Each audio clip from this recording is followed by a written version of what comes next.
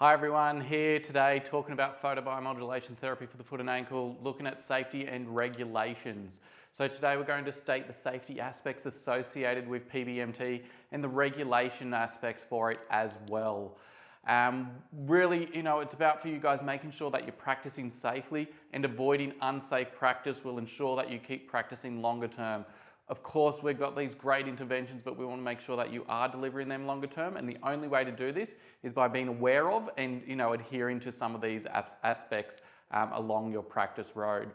So first of all, there are no side effects that have been clinically reported with PBMT, and that's really important. The evidence is clear, and so really having a good understanding that the conditions that we're treating are really, quite top notch.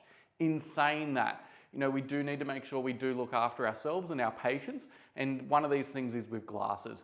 Now, although there are some laser classes that are being used to treat eyes, we must, be aware, particularly those class 3B and the class 4s, that we are wearing glasses at all times and really policing that. So particularly if you've got younger kids or patients with dementia, you're wanting to make sure that you're really, on top of that and making sure that they're comfortable. If you think that it's unsafe, then I wouldn't be undertaking it. If they can't keep those glasses on, they need to be removed from the room, have a face shield, a face mask, eye mask on, so that there's something there stopping that light from potentially causing harm.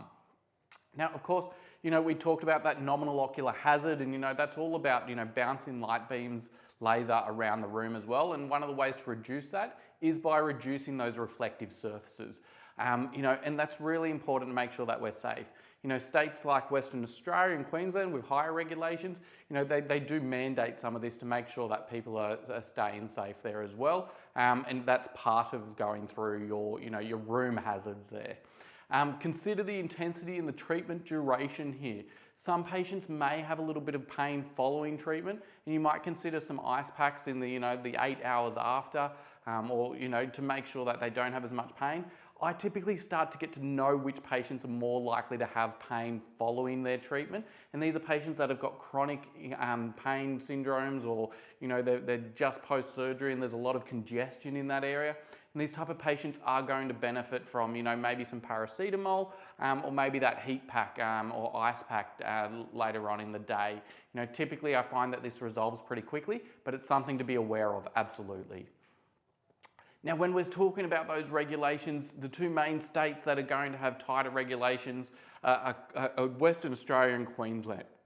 All other states are currently not regulated, but do keep an eye out. There's a lot going on in the laser community, and we need to make sure that we're really covering off and not finding that can be the case, that something comes in that we're not aware of.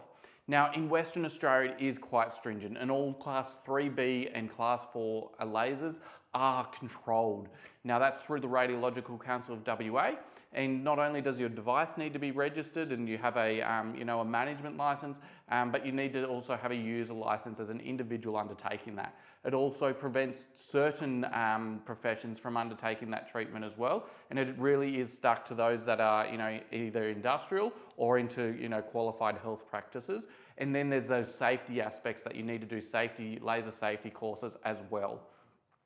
In Queensland, not as strict, and only for class 4, and so there are class 3B lasers that you can use, and talking to those sort of things, but it's not as strenuous.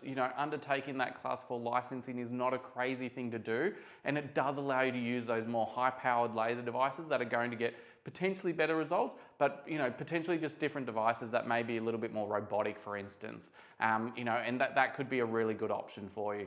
But looking into these, don't be scared off by them. Do contact us if you do want a bit of guidance around that, because it's something we do a little bit more of as well, as I mentioned with our relieve pain model there too. So what we've talked about is making sure that you're practicing safe, and it is everyone's responsibility. Even if it's not your patient and you find that something's happening there and you're like, oh, maybe be aware of that. That's something that you need to be really thinking of as well. And this will ensure that you're not missing important aspects of your care, which may adversely affect outcomes. And this coupled with our contraindications video are really quite important to make sure that we're getting those good outcomes by avoiding those that maybe shouldn't be treated. But yeah, safety first. If unsure, ask those questions. Don't use PBMT until you are safe. you know your local regulations, and that's really important for quite a few of us around Australia. But today that's been safety and regulations. Let's talk more on the next video. Cheers.